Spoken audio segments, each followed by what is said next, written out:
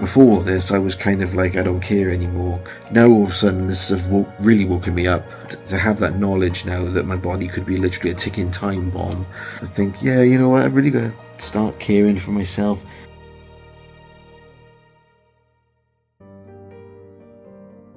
Going back a bit, it was my birthday on September 18th and I turned 37.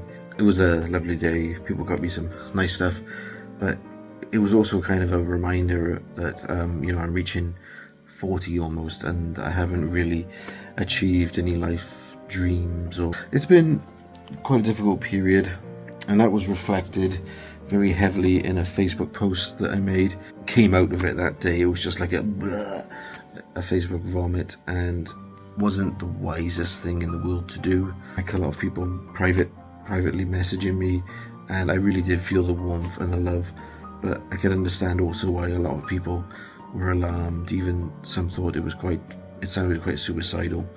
So I made another post the next day apologizing, and I think that experience, as unwise as it was, probably was something that was needed, because to make people aware of how I'm feeling right now, feeling pretty low, unhappy, lack of energy, motivation, and optimism for the future. So with that in mind, work has also been quite challenging. We had 2 people leave at the exact same time, and so they were located in another building further down, which meant myself and the other staff had to sort of look after our building and go down that building to cover for them. So that was quite a long period of, you know, getting up even earlier. I think I'm like lying on the settee ready for a morning shift, and I'm setting my alarm at like 10 to 3, and it sounded really depressing when I'm seeing the alarm saying 2:50. Yeah, that went on for a long time. Finally they got replaced, you know, like a month or 2 later, so we were having to do these early starts for a long time.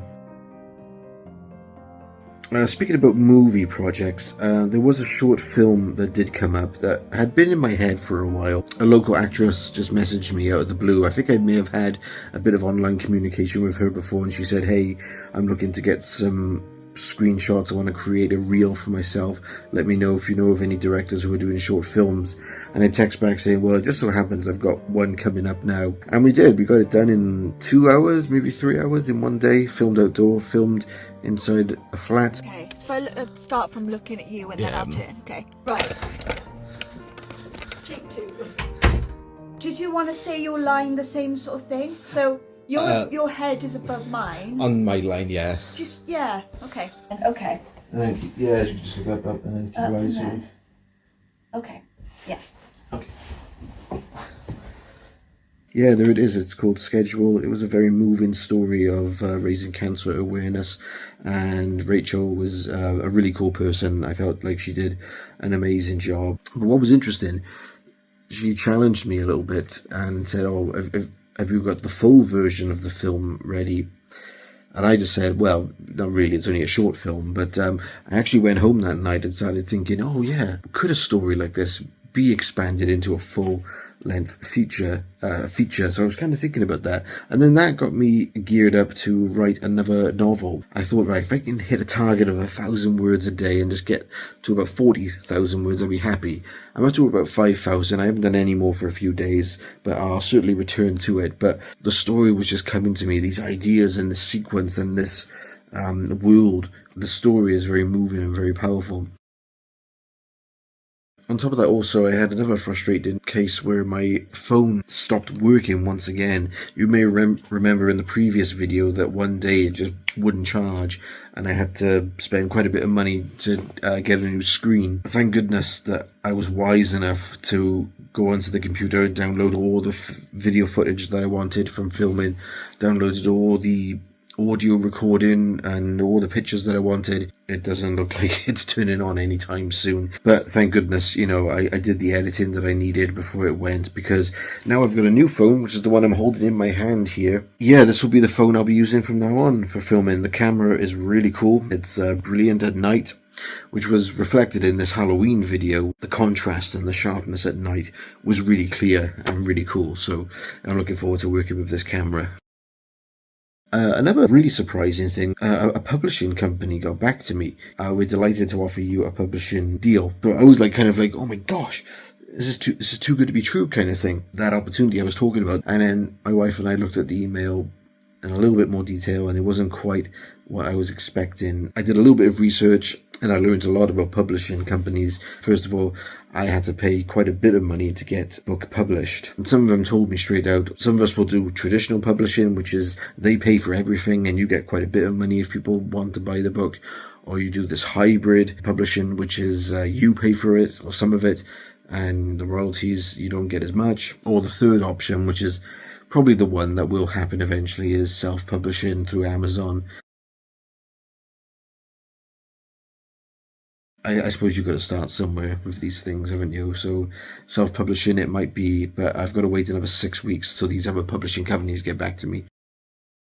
I'm doing a lot of artwork on the channel, and I found that short and art videos are quite a quick way to get the channel growing, to increase views. A lot of people liked my artwork that they saw on Facebook, and one person said, can I buy a painting off you? And one person even commissioned me to paint their house for them, or do a painting of their house, not literally buy their house, paint their house.